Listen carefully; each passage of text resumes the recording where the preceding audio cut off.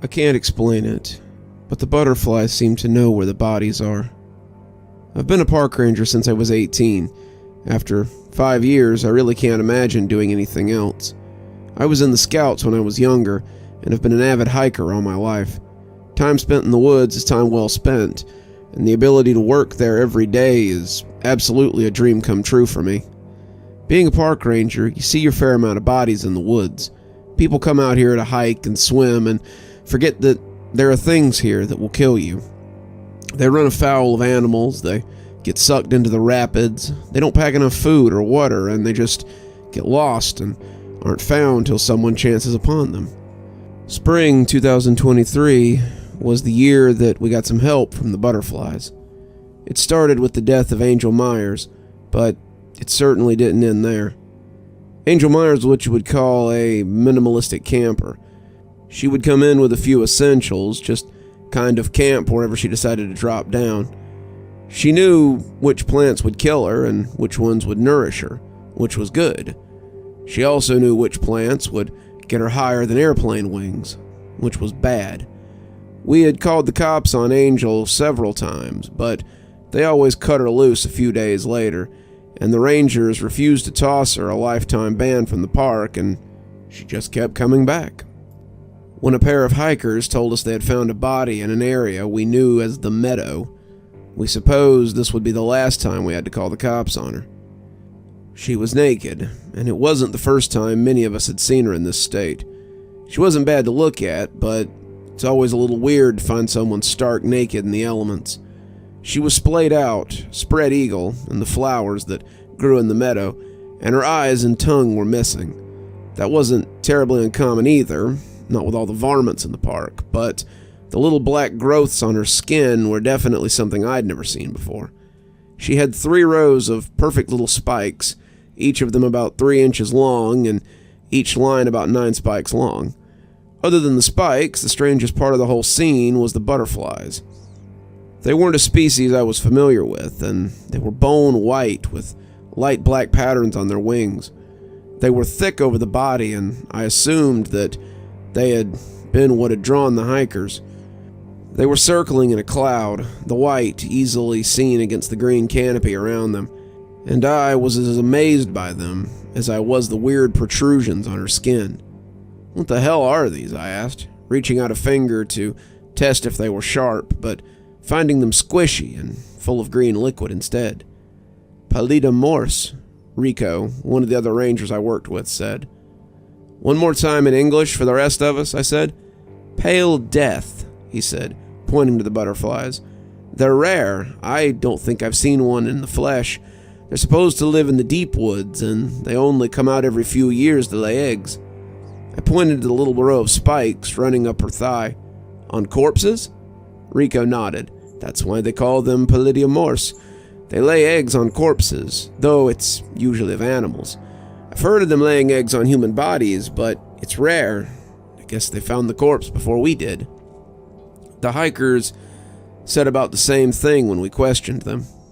They'd been hiking to the meadow, his fiancée wanting to see it in the spring, and as they came to the end of the trail, she had noticed the swarm of pale butterflies and wanted a closer look. She had thought they were pretty, but as she got that closer look, they'd seen the body and realized they were swarming around it. We called the station and got some guys from the coroner's office down to pick her up. We hoped she would somehow be the last body we found that spring, but I think even then, I knew it wouldn't be the last body I saw taken out of the park that year. The next one was a hiker named Marcus Dre, and his death was truly terrible. Some campers had gone fishing in the Connoisseur River, the waterway that runs through the park, and as they chased the trout that were beginning their journey to the spawning ground, one of their kids came across a grisly sight. He said it looked like a scaled claw was sticking out of the river, and he ran to his mother thinking it was a monster. She had expected to find a rock formation or maybe a stick with some moss on it. But what they found was an arm covered in the black spike pods the butterflies leave behind. "They looked like scales," the mother had said, still a little shaken by the experience, and I could understand why he thought it was a monster's hand. It wasn't until I got closer that I realized the arm was jutting up from the foam. At first, we thought the guy had just fallen into the river and gotten stuck behind the rocks after drowning. When we pulled him out, however, we got a better idea of the extent of the damage. Somehow, he had been forced into a small space between the two rocks, and they hadn't done it gently. His shoulders were broken, like snapped in the middle and just folded up. He was crumpled up like a suit coat in the hole, and that wasn't all. Something had eaten his face. Not like Angel, where the eyes and tongue were missing. They had eaten his entire face off, skinned him down to the skull, and there was nothing left but ragged flesh and scored white bone. If it hadn't been for the arm sticking up, we might have never found him until someone panning for minerals had found a skull or a finger. The butterflies, the pale death, had presided over everything as we managed to get him onto the shore. After that, we found 4 more bodies in a month. One was left on a mountainside, its hands missing and its nose and lips chewed off. He'd been climbing the low-grade mountain that we have on the grounds, and when he'd gone missing, we thought he might have been in a small avalanche due to the snowmelt. When a fisherman found him laid out on the lowest peaks, however, we knew it was something much worse. The second was a woman who'd gone into the woods to relieve herself during a picnic, and was found in the low branches of a tree. Well, half of her was. The other half was high up in the tree, and something had eaten her legs. The husband had to be hospitalized after he identified the top half of his wife, and I felt bad for the kids. They'd been here to enjoy a picnic in the park, and something had taken that away from them. The third was, unfortunately, a child named Caitlin Mills. Caitlin would have been 6 in July, but she never got the opportunity. Caitlin was the strangest, and also the easiest to identify. Caitlin had left her parents' campsite in the night, but it appeared that whatever had found her had taken an interest in her. Something had taken care of her in the woods. Something had fed her. Something had changed her clothes. Something had made sure she drank clean water, and then, unfortunately, its care had lapsed. Caitlin hadn't died because her face had been eaten off. She had died because her skull had connected with the ground and cracked. It was pretty clear that she had fallen out of a tree, but the coroner said that she would have needed to fallen from a pretty steep height. She was stretched out, too, as if something had made her comfortable as she lay dying. The fourth was the worst, and the reason for what came after. The fourth was Ranger Franklin Carpenter, and he'd gone missing after going to check one of the pump stations. We had 6 pump stations, things we used to bring clean water to the campsites, and he'd been responding to a call about a malfunction in Station 4. He had gone out before lunch, and we found what was left of him the next day, after he never came back. If he hadn't died wearing his name tag, then we wouldn't have known who it was. His arms and legs were missing and believed to have been eaten. His face was gone, as was the top of his skull and what lay within. Something had gnawed his chest, eaten his buttocks, chewed his genitals off for good measure. It was just a torso and part of a head when we found him on the edge of the woods, and a lot of us got pretty scared after losing one of our own like that. Over all 4 bodies, the butterflies held sway, and their eggs were in evidence. I expected a visit from the head ranger, but when he arrived with a man in a black suit the next day, we should have known that something was about to happen. He had a few other men in similar attire, and Rico lifted an eyebrow as we took our seats at briefing. None of these guys were dressed for more than a slow stroll over a concrete path, but I doubted that was their intention. Agent Lee has been gracious enough to come and help us with our problem. We'll be splitting into groups so you can canvass the woods. We need to find whatever is doing this before summer starts, especially with one of our own being a recent casualty. We have a lot of ground to cover, so Rangers will be splitting up with 2 of Agent Lee's boys to show them the trails and help them bring this to a close. So that's how I found myself in the woods with Agent Feist and Agent Martin. Agent Lee might have looked like an investment banker, but these two had traded their Brooks Brothers suits for camo and assault rifles. We had broken out shotguns that we used to put off angry wildlife to supplement the firepower that the agents had brought, and the three of us proceeded through the woods. Agent Feist wasn't a big talker, but Agent Martin made up for it by asking questions about what we had seen. I told him about the bodies, the parts that had been eaten, and the butterflies that seemed to hover around everything. "Butterflies?" Feist said, and it was probably the only thing I'd heard him say in the hour that we'd been walking. "Yeah, Rico calls them something in Latin that basically means pale death. They show up around the bodies and just kind of mark where they are." Feist gave Martin a look, and the two nodded knowingly. "Have you seen anything near the sites? Footprints or scales, maybe. Stuff like insect skin?" I shook my head. "No, mostly just dead people." I was preparing to ask them what they thought they were looking for, since they clearly knew something, when we came through a dense stand of trees and into an open space that was anything but open. It seemed infested with the pale butterflies, and as we stalked in, they fluttered around us almost gladly. The two agents took this as a good sign, but weren't sure what to think. These things had been a pretty foul omen in the last few months, and finding a huge number of them now seemed less than ideal. As we moved into the cloud of butterflies, it also seemed like something was stalking us. Through the thick waves of insects, there was a large shadow that followed us. It almost appeared human-sized, but the longer I watched it flit through the swarm, it seemed to grow.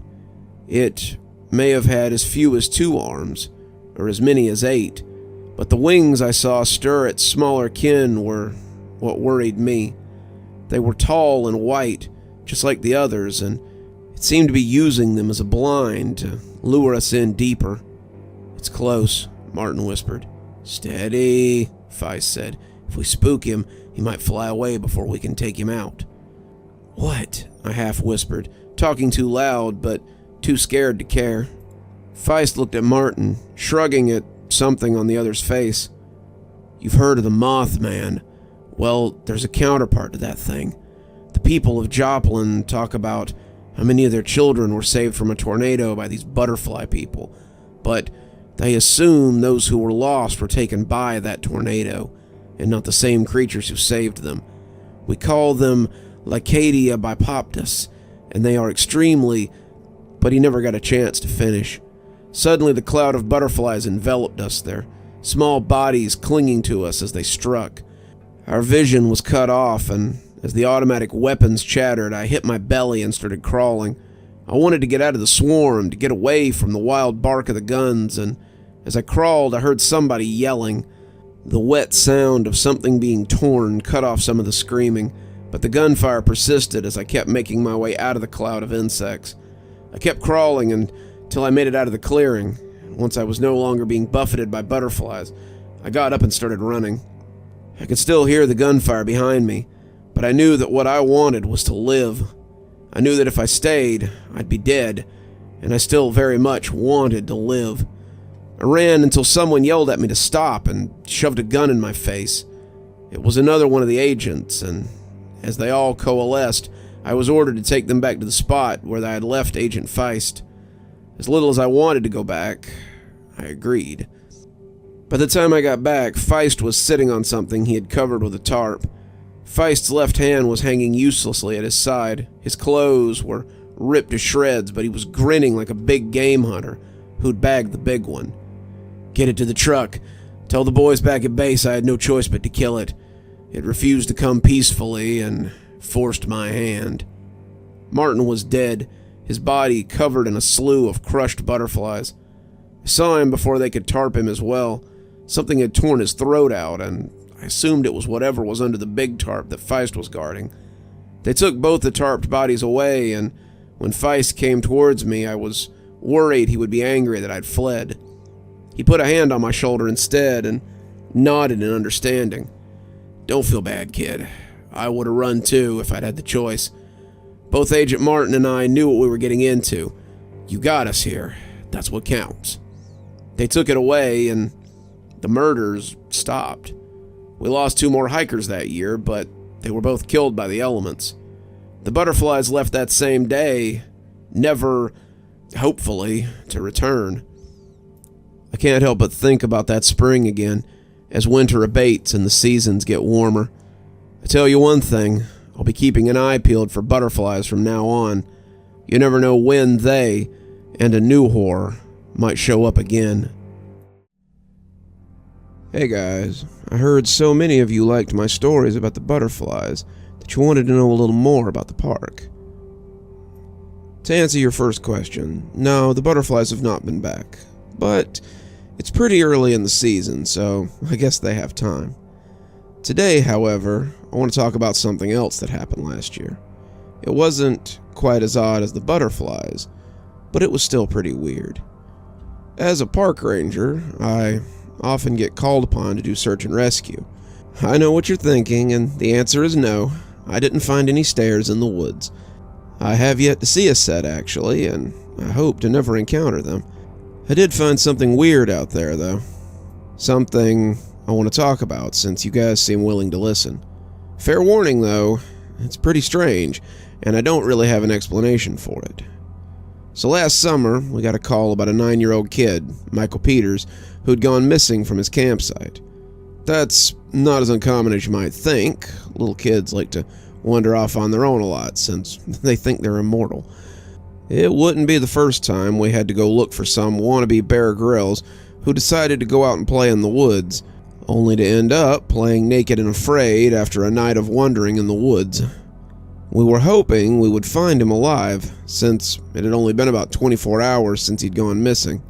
The parents were pretty upset, as parents are often wont to do, and the Forestry Service was calling for all hands on deck so that they could find this kid before something bad happened to him.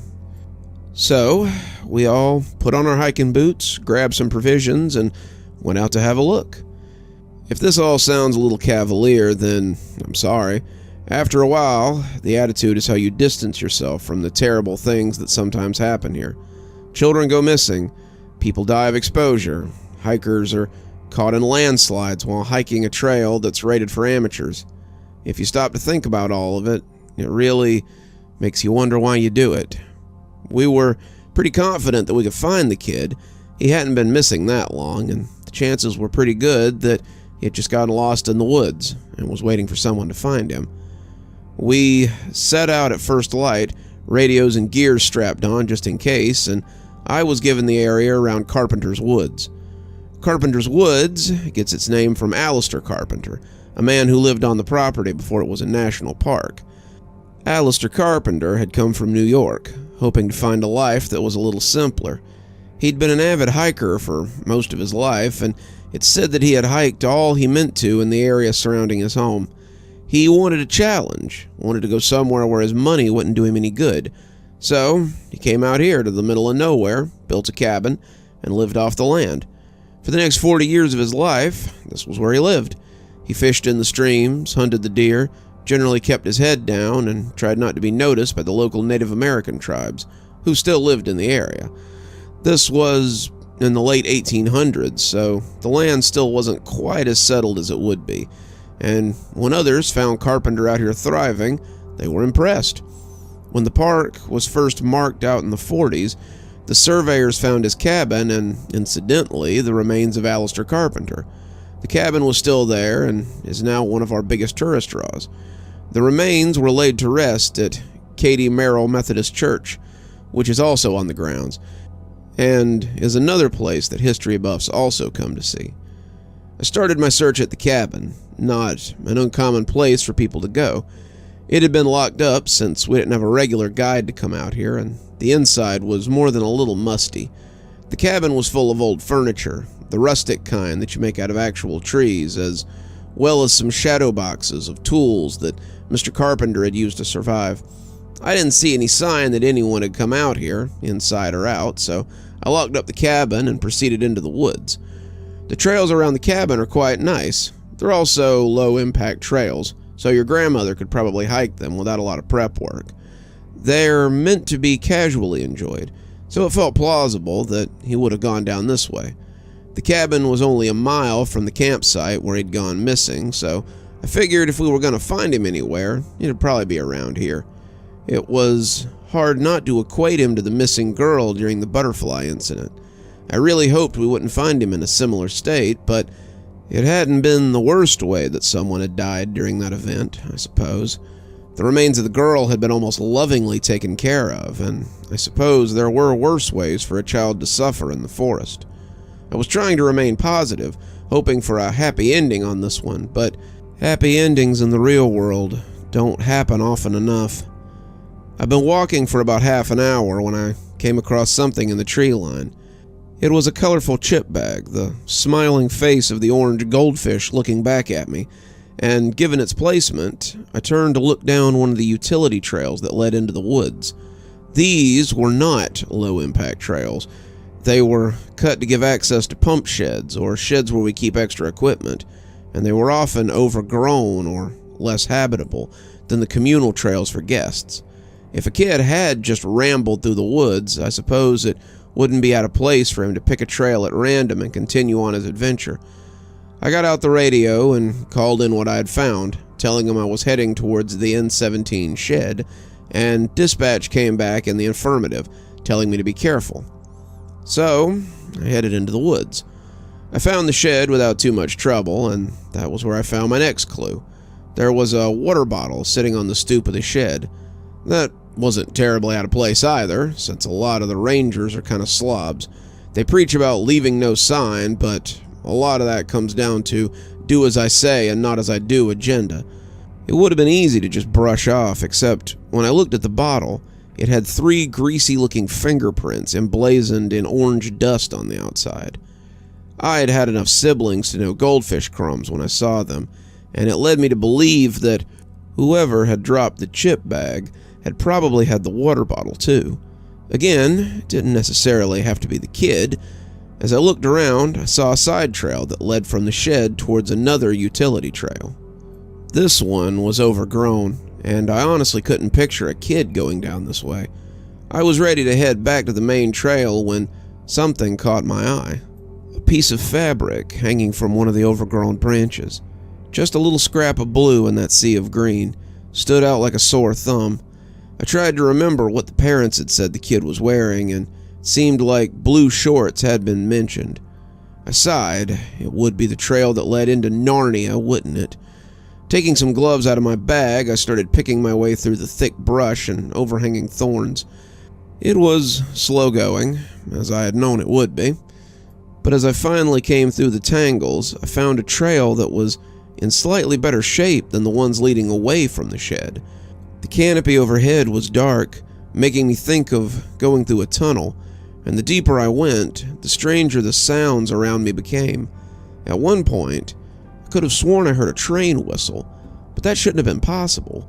The closest train would have been 30 miles to the west, nowhere near close enough to be heard, even on a clear day. I walked for about an hour and a half, and just as I was beginning to question how long the service trail was, I came upon the last thing I would have expected to find in a national park. It was a train station. I was completely still for a moment, just taking it all in as I tried to make sense of it. It was a perfectly normal-looking train station, sitting in the middle of the woods. Tracks were running off into the tree line in 2 directions, and both came up to a platform where you could buy tickets and little knickknacks or newspapers from the adjacent gift shop. It was all very clean, all very well maintained, and it was one of the strangest things I had ever seen in my entire life. I don't mean it was abnormal. I'd seen train stations before, just not out in the middle of the woods. It was jarring, like finding a perfectly preserved dining room table in the middle of an open field, or a cabin on a mountainside with the lights on and no one inside. It made me question my sanity as I approached it, but it was all very stable and very stationary. The ticket booth was empty, but I hadn't expected there would be anyone there. The Forestry Service barely had enough spare money to pay overtime, let alone to run a train station. The gift shop was equally empty, and most of the magazines were from the 90s. A Times magazine was talking about the Bill Clinton scandal. An Entertainment Today discussed a young up-and-comer named Britney Spears, and a tech magazine was talking about a revolutionary new computer that had 512 megabytes of memory. There were some snacks and some little toys as well, but all the snacks were expired, and I didn't feel like picking up a case of food poisoning to go along with all the weirdness. I wondered if the kid had found his way here too, and was rewarded by a little blue jacket sitting on one of the benches by the pickup area. It had one of those dogs from the Paw Patrol on it, the firefighter one, and it had also been in the reports with the blue shorts and the little green trainers that the kid had been wearing. He had been here for sure, and I wondered if maybe he had walked up the tracks, thinking it would take him back to civilization. I didn't know where those tracks went, but I was having a similar idea when I heard that lonesome train whistle come again. It was followed by an honest-to-God locomotive, and as I stood there stunned, the whole place shook as the train pulled out of the woods and came to rest by the loading area. It was a deep forest green, bearing the number 56 on the side of the loco, and it had 3 cars behind it which were fire engine red and looked freshly painted. The whole thing looked way too new to be crashing through the woods, and as the doors opened, I wondered if I ought to go in. I could only imagine that to some kid lost in the woods, the train would seem very cool. I stepped on board to see if he might still be there, hoping that we wouldn't go too far. I had never seen a second train stop in the woods, but I'd never seen a train in the woods until today either. The doors of the train shut as I stepped inside, and I braced myself as it lurched into motion. The inside of the train was nice, if not a little Spartan. The car I was in was nothing but rows of seats that were clean but not particularly interesting. I turned to the front of the car to see if I could have a look at the driver, but the door was locked and I couldn't see much of the engine. There was definitely a shadowy somebody behind the wheel, moving fitfully as he turned knobs and gears, but he ignored my pounding, and eventually I was forced to go explore the rest of the train. The second car appeared to be a dining car. The seats were replaced with tables and benches, and there was a long bar that was unmanned like everything else here. I called out to get someone's attention, but much like the driver, no one ever came to answer me. I didn't see the kid, so I decided to check the third car, and was finally rewarded with another person. Michael, the kid, was asleep on one of the train seats in the third car. He was curled up on one of the bench seats, pulling himself into a tight ball, and when I called his name, he woke up almost fearfully. I told him it was okay. I was a park ranger, and I was here to help him. He seemed overjoyed to see me, smiling as he wrapped me in a hug. I was exploring, and I found the old house that the carpenter man made. I wanted to go inside and look, but it was all locked up. So I went down the trail, and then I went down another trail, and that's when I found the train. I didn't know there was a train in the woods, so I got on, but it doesn't seem to stop. It just runs and runs, and I'm starting to get hungry. I ate some of the snacks from the little stand at the station, but the food car doesn't seem to have any food, and I'm really thirsty. I gave him some of my provisions out of my backpack and told him I'd sit with him until the train decided to stop. He seemed confused when I told him that the train had stopped to pick me up, but he figured it must have been while he was asleep. I asked him how long he had been on the train, but he said he didn't know. Felt like it might have only been hours, but sometimes he said it felt like it had been running longer than that. It doesn't always go through the woods either. I look out the window and sometimes there are mountains, sometimes there are deserts, and one time it even looked like we were underwater. The train just kind of goes, but I don't know where it's taking me. In hindsight, the kid wasn't wrong. Felt like we rode that train for days, the scenery shift being the only way to tell the actual track of time. Eventually, the food in my pack ran out. It hadn't been much to start with, a couple of water bottles and an MRE, along with a few granola bars. As we watched the woods turn into the prairies for the third time, I started to wonder if I'd ever get off this train. At some point, I must have dozed off because I came to and found that the train had stopped. We were back in the woods, the doors were open, and before I could think too hard about it, I picked up the kid and ran for the doors. He had been asleep as well, and he jerked awake as I grabbed him up. He quieted down when he saw it was me, but he seemed confused when we came out onto the pickup area. Are we back? Did the train finally let us go? I told him it seemed to have, and as the train closed its doors and rolled off again, we made our way back to the real world. Michael was reunited with his family an hour later. A search party found us as we came out by Carpenter's cabin, but they were no longer just looking for Michael. This search party was looking for me. According to the Park Service, I'd been missing for the last 12 hours. They'd been calling me for most of that time without answer, and dispatch had redirected one of the teams after they hadn't found the kid either. I told them the battery on my walkie must have gone dead, and I think they were mostly just glad that I'd found the kid. Michael tried to tell them about the train, but nobody seemed to believe him. I shrugged when they asked me about it, and the kid looked hurt until I gave him a little wink. I don't think anybody would believe us about a train in the middle of the woods, but I probably should have prepared him for that. I've been back on that trail since, but it's just a trail now. It doesn't go anywhere except the outflow utility road, and it seems the forest train only appears when it wants to be found. There are a lot of strange things in the woods, some of which I'm beginning to see. I'll keep you guys updated if I see anything else, if the Forestry Service doesn't shut me down first, that is. Till then, stay safe when you're out in the woods. Don't go taking rides from weird trains you find out in the woods while hiking unfamiliar paths. You never know where they might let you out at. I was talking with a ranger on shift the other day, and he had a strange story from a couple of years ago. The ranger, we'll call him Jacob, had been doing this for about 15 years, and he's seen more in that time here than I could ever hope to. Missing kids, murdered campers, lost people who just wander up out of the depths after being gone for decades, lost hikers who aren't as lost as we might think. We were talking about weird stuff in the park. I had told him about the train that I had encountered while looking for the kid, and he asked me if I'd seen any weird critters in the woods.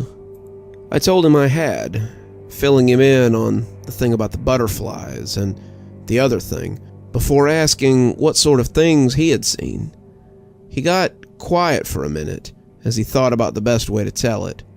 I almost thought he wasn't going to, but he seemed to decide on it after some quiet and leaned in close like he was afraid that someone would hear him. You know how far our property goes, right? Like damn near to the outskirts of Atlanta and then up to North Carolina. The park looks like a long, jagged scar on the map, and the park's size is really kind of daunting. There are some 30 rangers to cover the whole park, which is why we end up calling in volunteers for large-scale searches. The saving grace is that a lot of it is dense woodland tracks, animal sanctuaries, spots too difficult to get to for your average hiker. The park that the guests see is a squirt in the bucket, and we have a hard time maintaining that. I nodded, not sure where he was going with this, but curious nonetheless. So one afternoon, as I was manning the phones at the station, I get a call about a vehicle that's parked along an access road near the northern edge. The second they told me the location, I knew this was going to be some weirdness. I tried to call a couple of rangers that were also on duty in the park, but none of them had their ears on, it seemed. In the end, I decided to go myself, and I found myself dreading the trip. I asked him why, and he looked at me like I was slow. It was the LK-76 access road. When I didn't immediately look startled, he rolled his eyes at me. God, you must be new. The LK-76 road is that road they had all the missing hikers on about 10 years ago. There was a gathering in the woods near the access road. A bunch of hippie types with tents and stuff. And the Forestry Service was out there for days trying to track them all down. It was one of the biggest incidents I was ever a part of, and some of those people are still missing to this day. There's about 10 names still on that list as unfound, and I doubt we'll ever locate them. You know as well as I do that sometimes people go into those woods and just don't come back out. And this was a larger event than most in that respect. I tried to remember if I'd heard anything about that, and I decided it probably wasn't the kind of thing they put in the orientation packet. So there I am, driving an hour out to the spot in question, and I get there just as dusk is setting in. There's a minivan parked by the side of the dirt road, just like the report had said, and as I'm looking at the tag and calling it in, I see something glint off the metal and turn to see a fire in the woods. Not like a forest fire, but like a campfire off the road a ways. Looks to be less than a mile in, and if night hadn't been falling pretty damn quick, I would have probably never seen it. I decided to go check it out, thinking it was probably just the owner of the van, and come up on a familiar clearing that I haven't thought about in years. The last time I'd seen it, the place was full of tents and trash, people sitting around asking questions from park staff. Tonight, though, there was only a single fire burning in the pit. A young woman was sitting beside it, maybe 30 at the most, with a sleeping kid in her lap. The kid was school-age, probably about 9, and she looked at me expectantly as I stepped close to her fire. Her expectation turned to surprise, however, and it appeared I wasn't who she was looking for. "Oh, sorry, I was expecting someone else," she said. "Sorry to bother you, ma'am," I said, taking a seat by the fire. "We had reports of a vehicle on the access road, and when I saw your fire, I thought it might belong to you." She nodded at me. "It is. My son and I are just waiting for his father to join us. No need to worry about us." Looking around, I decided there might be several reasons to worry about them. It was August at the time, and she was in a simple dress and no shoes. The kid was wearing jeans and a t-shirt, though at least he had shoes on. There wasn't a sleeping bag or a tent in sight, and though the season was mild, it could still get down in the low 40s at night. I didn't see any coolers for food or water either, and unless the fella she was waiting on was bringing a whole bunch of supplies, they were likely in for a bad time. She smiled when I told her that, stroking the kid's hair as he slept soundly against her. "Not quite as prepared as I was the first time I camped here, but once his father arrives, I doubt we'll need much of anything." "Have you camped out here before?" I asked, the campfire casting her face in a ghostly refrain. "Once, when I was very young. My family came out here to commune with nature and got a little more than they bargained for." I sat for a moment, listening to the fire crackle, mulling over what she had said and guessing at the meaning. "You don't mean you were here with those people?" I asked. She looked up, her eyes turning a little hot. "Those people were my family. At least they were back then," she added, the last like an afterthought, and it cooled some of the heat in those eyes. As I listened, I realized I had heard what he was talking about before. How could I have forgotten? It had been all over the news when I was in middle school, and it had been all anyone could talk about for weeks. It had excited a lot of people in the worst way possible in my semi-religious community. The news reports had called the group Satanists, but Mom and Dad had told us they were probably just people out doing crazy things in the woods. Ties to Satan or not, a bunch of them had gone missing, and the ones that had come out of the woods hadn't been right. They claimed they had seen things they couldn't quite explain, and for 2 weeks there had been general panic around whatever they had seen and whatever they had been doing out in the woods. I wanted to ask her to tell me what had happened, but it seemed rude at the time.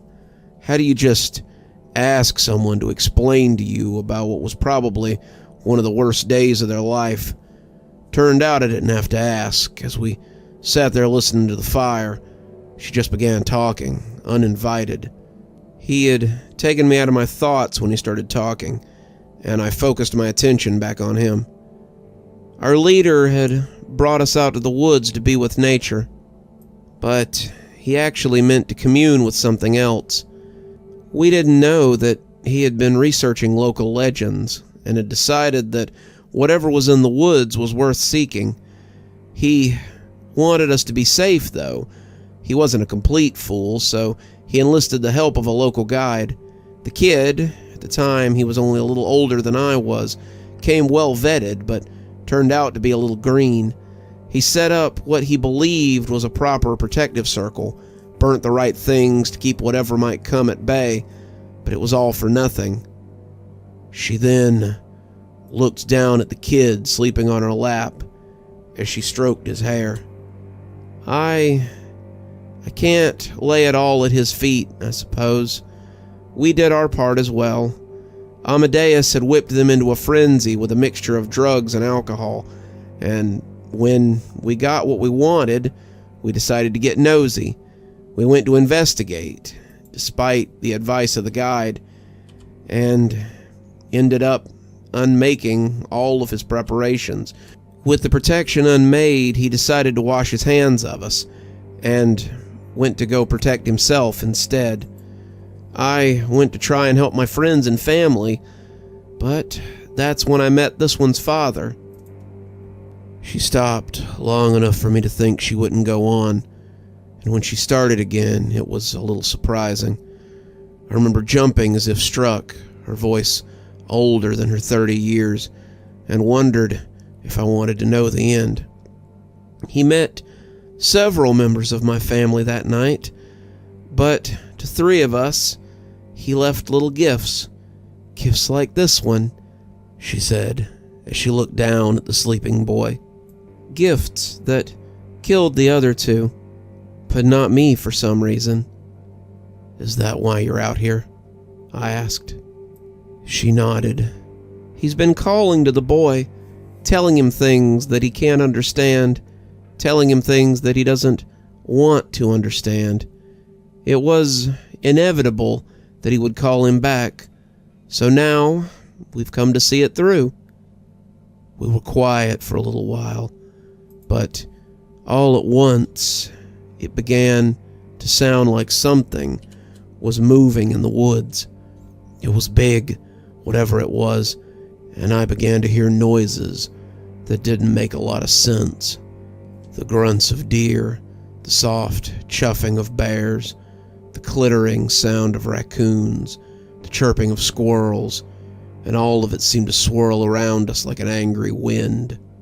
I whipped my head about as if I might keep it at bay with the knowledge that I could see it, but the woman had no such idea. She just sat and stroked her child, looking as if this was what she had expected to find. It appears that he has found us. I would suggest you leave, if you ever intend to leave again. If my van is still there tomorrow, go ahead and have it towed. I don't think I'll be needing it. Not where I'm going. I didn't need any more prompting than that.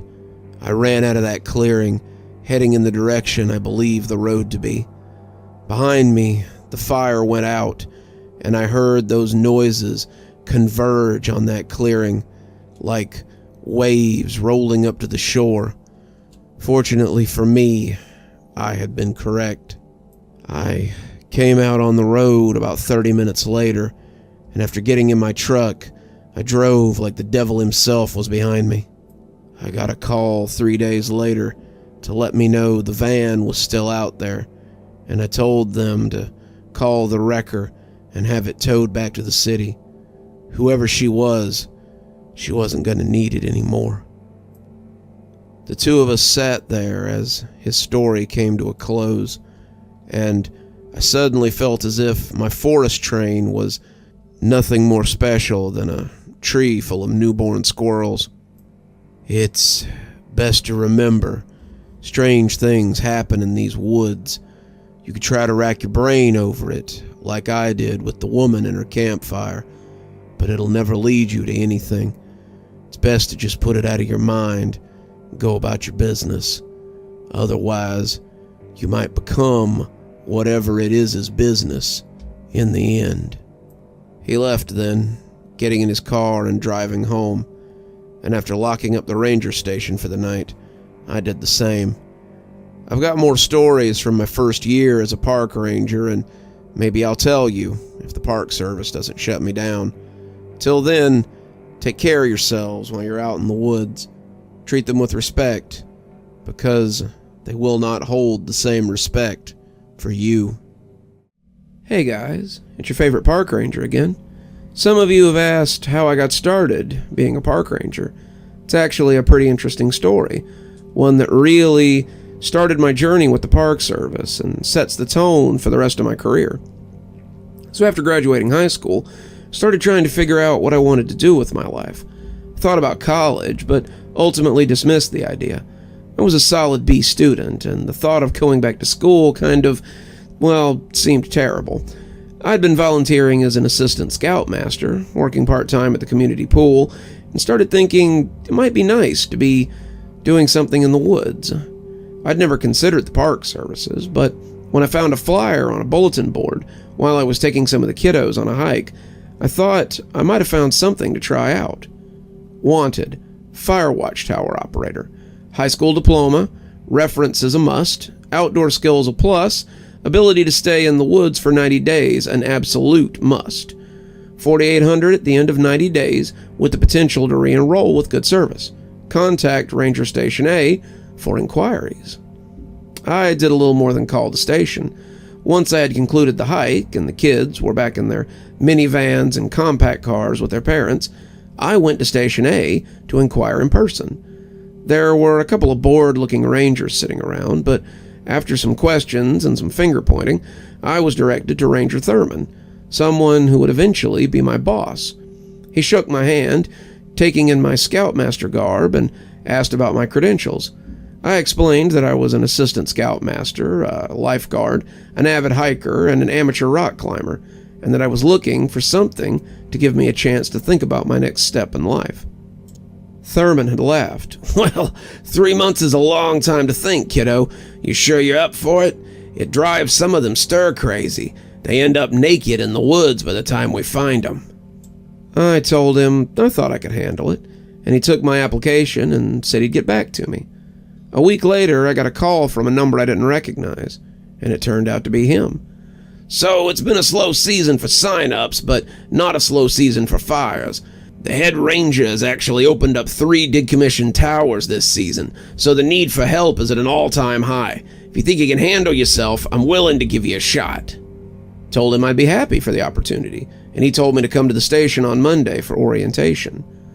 Orientation was lengthy, but mostly shook out to staying alert, not getting distracted, and spending most of your time in the tower. You would be keeping watch in one of the 7 fire towers, the big metal structures that sat about 80 feet off the ground. Once a week, there would be a delivery of provisions. Nothing fancy, but very sustainable. The tower had power, thanks to a generator near the base, and gas for the week would be part of that weekly delivery. Other than that, we were free to do whatever we liked, as long as we were keeping watch. Speaking of keeping watch, I had my eye on a blonde in the 3rd row for most of the presentation. She looked like someone who laid out a lot, her skin tanned and her hair pulled back into a tail. I wondered what tower she was going to be in, and whether I might strike up a friendship with her while we were assigned here. Don't hold it against me. I was young, and most of my brain was earmarked for one thing and one thing only. I wanted to speak with her after the orientation had ended, but she rushed off and I never got the chance. I figured I'd get another chance when they sent us our assigned towers, but no such luck. A week later, I got orders to report to the Fringe Trail, Route A, and Thurman was waiting for me with a pack of gear and some final instructions. "There's a radio in there. Keep it going. If you run into any trouble, call the station immediately. We don't usually hire kids who aren't past 25, but we're short, and I'll be honest, I got a good feeling about you. If you make it through the 90 days, I might have something more permanent, if you're interested. You've got the skill set I usually look for when hiring rangers for my team." I told him I'd think about it, but right then I was only interested in getting to the tower and getting set up. "Tower's at the end of the trail. You can't miss it. It's about 2 miles in, so I hope you packed light." I had, and I came to the tower at about 3 o'clock after a pretty easy hike through the park. I'd seen the fire towers from a distance, and I knew that most of them were on the edges of the park, so they could see the more remote areas on the fringes of the recreation area. The fire watch was less for camping areas or swimming holes, and more for the scrublands and the untraveled areas. We were watching for lightning strikes, stray cigarettes from inexperienced hikers, and people who think they're ready for more rigorous camping, but are less prepared than they think. I found the tower easily enough, and to my surprise, it had a ramp leading up to it, as opposed to a ladder. After 2.5 hours on the trail, it was a nice surprise. The observation deck wasn't anything fancy, but I hadn't expected it to be. A single bed, a kitchenette, some paperback books on a shelf, a lot of glass that overlooked the woods. There looked to be a river nearby, a little gorge off to the left, a lot of green trees waving hello. All in all, wasn't a bad view for a few months, and I was looking forward to seeing what lay within the depths of those woods. It was getting dark, so I settled in, watching the sun sink below the horizon, when the radio crackled and I heard Ranger Thurman call for a check-in. "Tower 3, checking in," I said when my turn came, and as I set the radio down, I tuned out the rest of them. 1 day down, 89 to go, I thought. I turned the switch on for the lights and went to check out the paperbacks on the shelf as I looked for something to do. I had my phone, but the reception here was spotty at best.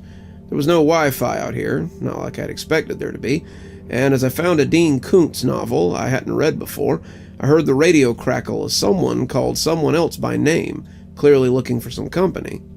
I tuned it out and kept reading, but after a while, I heard other people inviting people to go to different channels on the radio. It appeared that a few of them were attempting to start a party line, which was just as well because the book I'd picked was kind of dull. I twisted through the channels, listening to the chatter from the other 7 towers, but I didn't really feel moved to chime in on any of the conversation.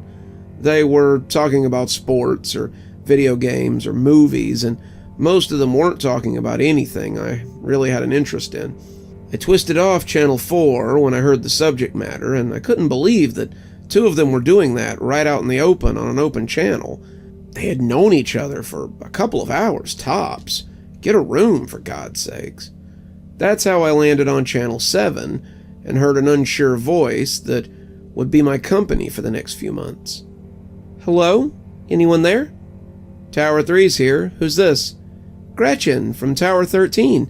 I'm glad somebody found me here. I felt like I was getting lost in the chatter of the other towers." Tower 13 wasn't one I was familiar with. I shrugged it off. Maybe it was someone playing a game, and I was hopeful that it was the cute girl from orientation. I didn't know what tower she had been sent to, but I was confident that she had a radio too.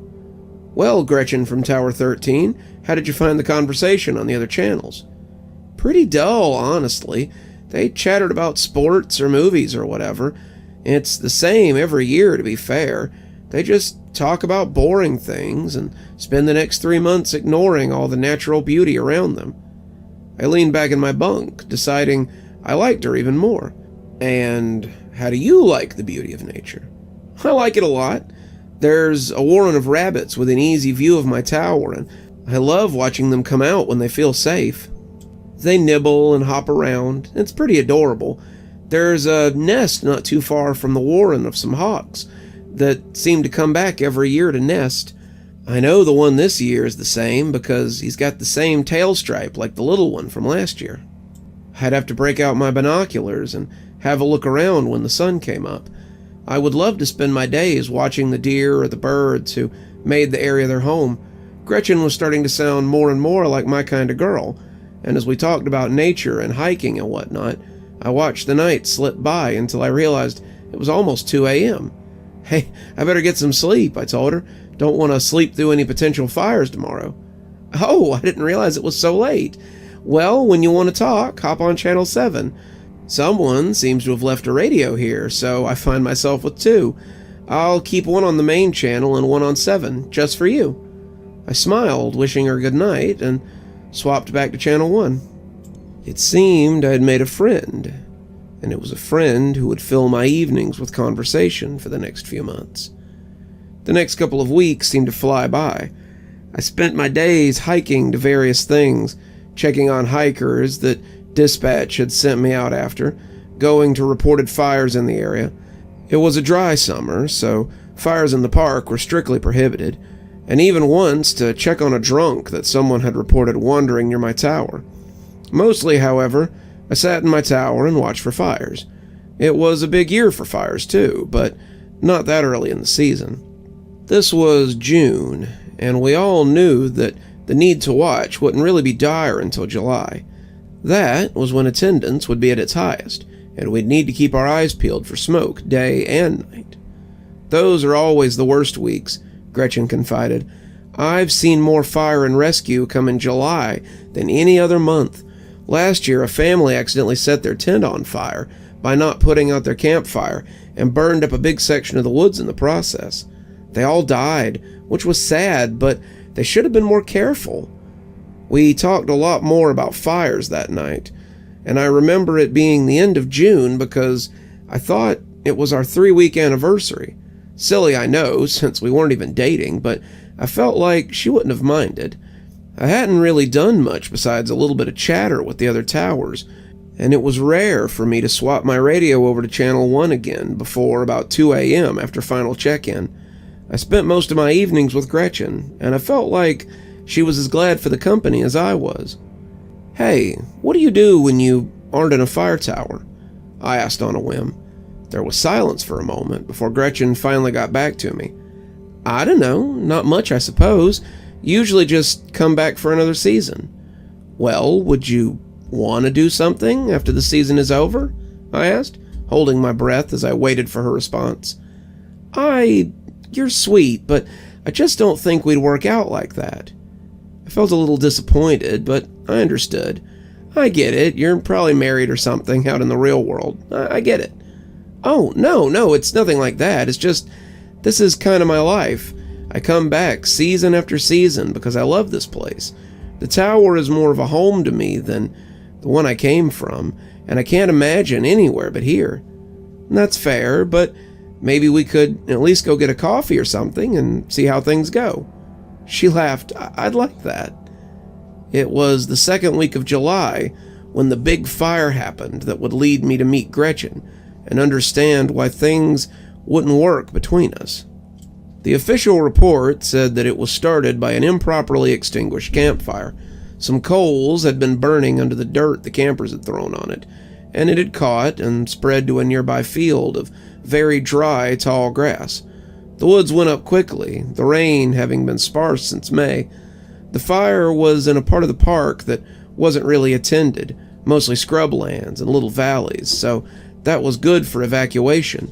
The bad news was that it was about 3 miles from my tower, and I was asleep when it got big enough for another tower to see and report it. By the time they reported it, however, I was out of the tower and running for my life. I had signed off at about 1:30, telling Gretchen I'd talk to her tomorrow, and when her less than melodic voice broke into my dreams about an hour later, I came up groggily from sleep. I was convinced I was still dreaming. I could smell smoke, I could hear the sounds of frantic animals as they fled, and I picked up my radio to see how she had gotten in touch with me and what the problem was. I stood up, asking her what was wrong, when I saw the fire coming closer and closer to my tower. I started to turn back to Channel 1, apparently having passed out with the radio on Channel 7, but Gretchen came back on to tell me that it was already reported. "If you don't leave right now, you won't get a chance. The fire is spreading quicker than normal, and it's going to cut you off if you aren't careful. Get your boots on and go." I threw my boots on, grabbed my hiking pack, and barely remembered to grab the radio before I ran out into the night. I swapped to 1 and tried to call it in, but the fire must have knocked something out because none of the channels gave me anything but harsh static. I turned back to 7 and started heading away from the fire, making my way up a stream pretty close to the tower. If I could get into the stream, I might be safe, but if it boxed me in, then it could also be stuck there, with nowhere to go. "Cut north," the radio said, and I almost dropped it. I'd forgotten I'd brought it with me, and as I fumbled my compass out and gained my bearings, I headed north. I couldn't understand why fire and rescue wasn't already on the scene. The fire was big enough to be seen by more than just my tower, but I put it out of my mind as I headed towards the river.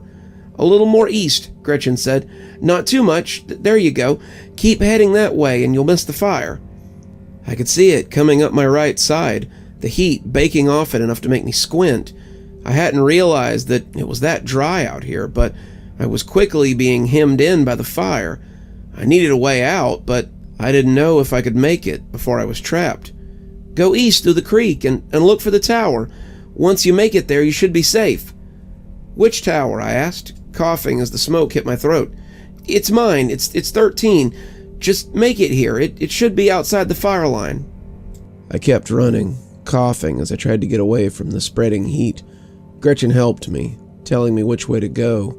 When I stumbled into the dry creek, she told me to get up and run, or I'd get stuck in there.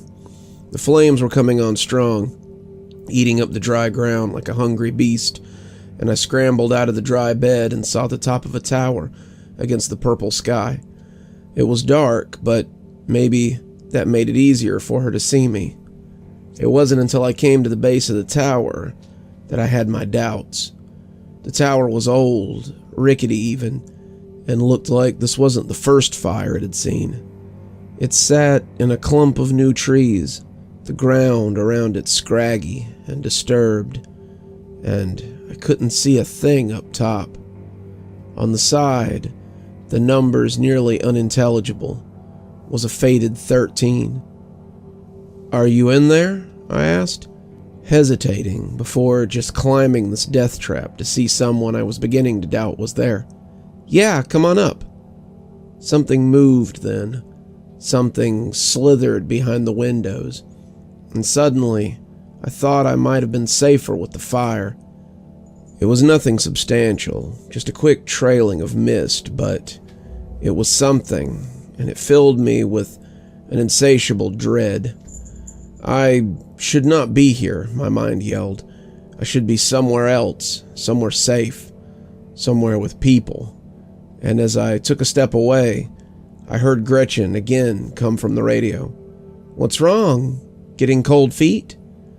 I didn't answer. I took a step away, but as I did, something stepped out onto the observation deck of the tower. It was too dark to see, its body made of midnight, but I could see eyes looking down at me, and they looked anything but friendly. "Come up," called Gretchen, her voice coming from the whatever it was, like a recording. "Come up. I can't wait to see you." Just then, a spotlight hit me, and the thing screeched like it had been shot. "Don't move," said a loudspeaker from the helicopter overhead. "We'll drop a ladder for you." I took one more look at the tower, but whatever it had been wasn't there anymore. They helped me into the helicopter, and it wasn't until we took off that my heart rate hit something like normal.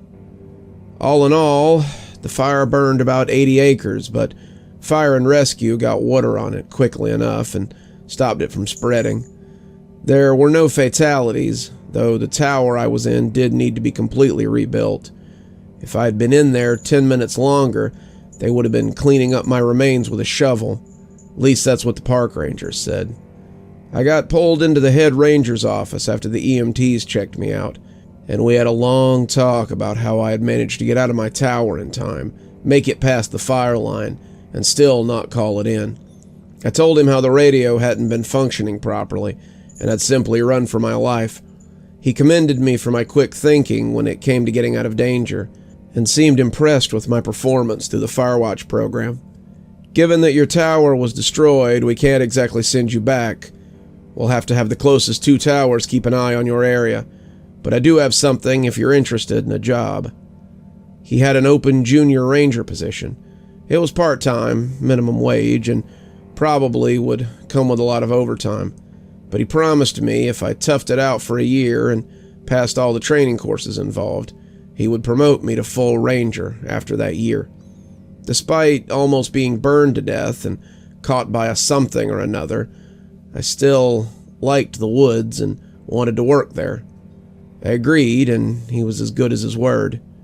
A year later, I was a full park ranger, and a few weeks into my stint as junior ranger, the orders came for us to tear down the old Firewatch towers. I knocked Tower 13 down myself, and it felt pretty good. So that's my story. Maybe it isn't as weird as I thought it was, but it was pretty weird for me.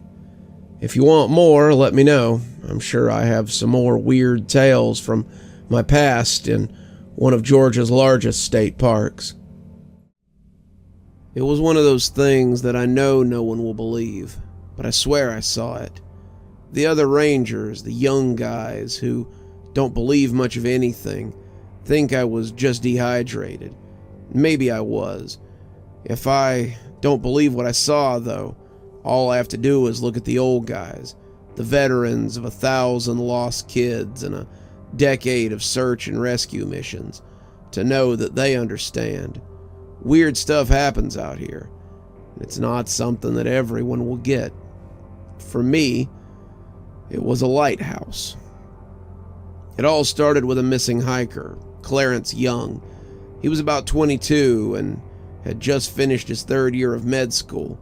He was tall, about 6'2", muscular, an athlete who loved to run and hike and spend time outdoors. All of this had been told to us by his mother as she cried and wailed and handed out pictures. He'd been hiking one of the mountains in the area, a regular enough climb that it wasn't terribly strenuous, but no one had heard from him in about 3 days, and the area had been heavy with rain and lightning storms for 2 of those days. He always calls when he's on a long hike. Always. He hasn't called in 3 days. I just know something is wrong. The brass thought she might be right, or maybe they just got tired of listening to her cry. They told us to spread out and look for the kid, and I think they were hoping for a happy ending. The kid had a bright future, and they wanted to make sure he got to enjoy it. We had 2 rangers out on light duty, and another 2 out on vacation, so we were hunting in single-man units. Presley, you've got the North Woods. Wayland, you've got the Southern Bog. Manderley, you've got the old trail by the homestead. Gavris, you've got the field. I groaned, but Wayland blew out a breath like a disinterested horse. Quit your belly aching. Least you're not the one that's got to go tromping through the damn bog. I'll never get all the hitchhikers out of my pants cuffs, and I can already feel the inside of my boots getting wet. I realized he was right, but still, the field was massive.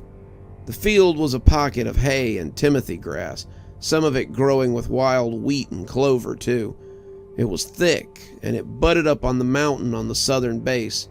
It could be treacherous, and I wasn't looking forward to traveling it on foot until the boss gave us a bit of good news. Since you're in single-man units, I'm sending you out in bobcats. We whooped happily. Nothing was better than the bobcats. The bobcats were somewhere between a golf cart and an ATV. They ran on diesel and had big all-terrain tires. They weren't very fast, but they were sturdy, and they were better than walking. Suddenly, the field didn't seem so bad. Wayland would have to leave his bobcat on the edge of the bog so he could check it. He told us to go get keys and supplies and warned us to, for God's sake, bring plenty of water. Global warming isn't doing us any favors, people, and it's probably triple digits out there already. Make sure you are hydrated. The last thing I need is one of you dropping out from a heat stroke, so we have to go get you, too. So, we split off, taking the bobcats out to the area around the small mountain range that I will keep unnamed. The field lives up to its name, and if you've never seen a large, undisturbed field of hay or wheat or tall grass, then it probably won't make a lot of sense. It was massive, close to 90 acres, and it swayed placidly. It was like a sea, like an ocean of grass, and it was a little dizzying to look at as I watched it move. I didn't think we'd find him in here. Why would he come in here? But it was worth a look, just in case. I didn't dare drive the bobcat through the grass. That would be a great way to hit a rock and wreck it. So I stuck to the outside of the field and rode the long way around it. I didn't know what I was looking for, but I figured I would know it if I saw it. Maybe Clarence had cut through the field to get away from something, or he'd fallen and been disoriented and gotten lost in the field. Either way, I figured if I was going to see something, it would pop up and make its presence known.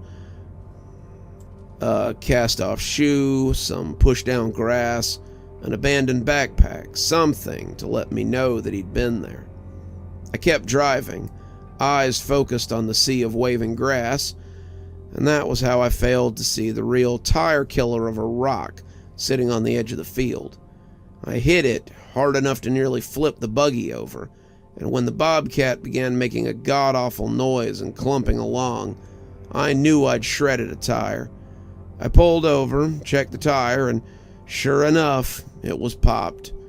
I hadn't bent the axle, so that was good.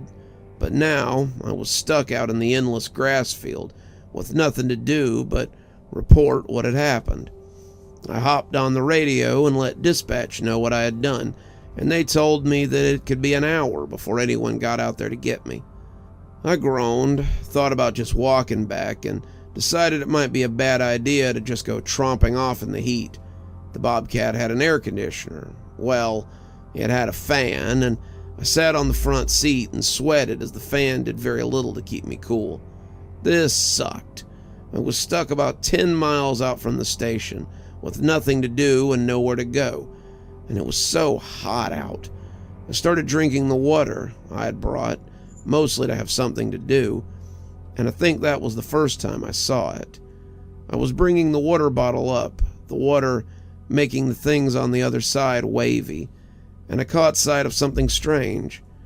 I expected it to go away as the bottle came back down, just a distortion from the texture of the bottle, but it stayed as the plastic lens came away from my eye. I blinked. Couldn't be what it looked like, but there was nothing else that it could be.